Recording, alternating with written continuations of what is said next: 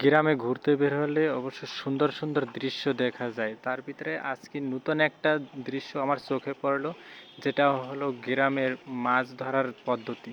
এই পদ্ধতিটা বর্তমানে খুব জনপ্রিয় হয়ে উঠছে, কারণ যারা এই মৎস্য চাষী আছেন তারা ঘের সেচ কার্যের জন্য এই পদ্ধতিটা অবলম্বন করে থাকেন। মাছ চাষিরা তারা কয়েকশো একর জমির উপরে এই মাছ চাষ করে থাকেন, যেটা এই গ্রাম গায়ে দেখা যায়। এই মৎস্য চাষিরা লক্ষ লক্ষ টাকা ব্যয় করে মাছ চাষ করে থাকেন। সো আমি একটা তাদের বুদ্ধিমত্তা দেখে অবাক হই, যেটা হলো মাছ কিভাবে ধরা যাবে সেই চিন্তা ভাবনা তাদের এতটুকু নির্ভুল নির্ভুল চিন্তা কিভাবে মাথায় আসলো আমি জানি না। মাছ বাজারজাত করার জন্য তারা এই ট্রলারটাকে ব্যবহার করে থাকেন। পাশেই তারা আবার একটা মাছ রাখার জন্য একটা জাল রাখেন।